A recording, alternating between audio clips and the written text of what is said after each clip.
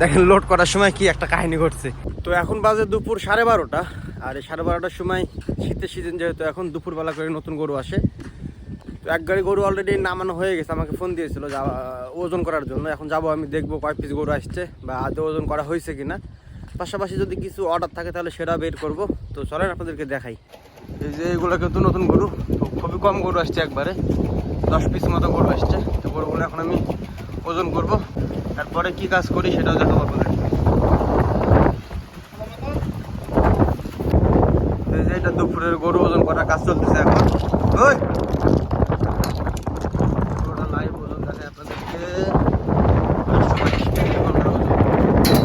আর এভাবে কিন্তু আমাদেরকে প্রতিনিয়ত সিজনে যে গরুগুলো দুপুরে আসে নতুন গরু, ওগুলো আমাদেরকে ওজন করতে হয়। তো এখন ইদানিং গরু খুব কম আসতেছে।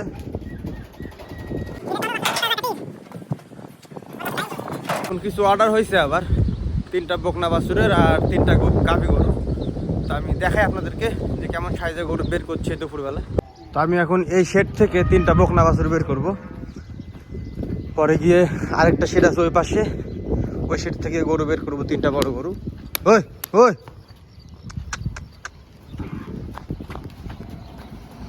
2টা বের করছি, বাকি আর একটা আছে। এখন এইটাকে দেবো মনে করছি। তাহলে এখানে আমার 3টা বকনা বাছুর বের করা হয়ে গেল। এখন গাভী গরুগুলো বের করবো, করে ওজন করার পরে আবার দেখা যাচ্ছে গাড়িতে লোড করে দেবো। ওই যে দেখেন 3টা গরু কিন্তু লাফালাফি করতেছে। এই 3টা আর ছোট 3টা, মোট 6টা গরুর অর্ডার হয়েছে এখন।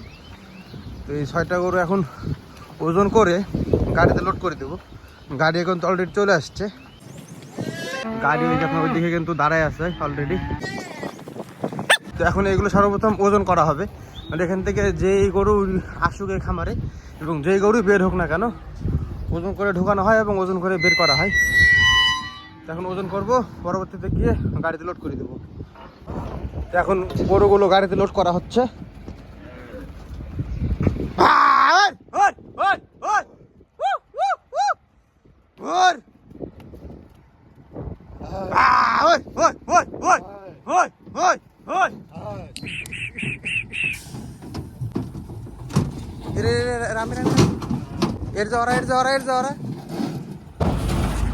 দেখেন লোড করার সময় কি একটা কাহিনী ঘটছে, ফাঁক দিয়ে নামে যাওয়ার চেষ্টা করছে। তো এখানে শেষমেশ গাড়িতে গরু লোড করা শেষ, এবং এর পাশে কিন্তু ওই যে পুরাতন যে গোবর মাটিগুলো আছে সেগুলো লোড হচ্ছে ট্রাকে, আর ওই ট্রাক্টর দিয়ে লোড হবে।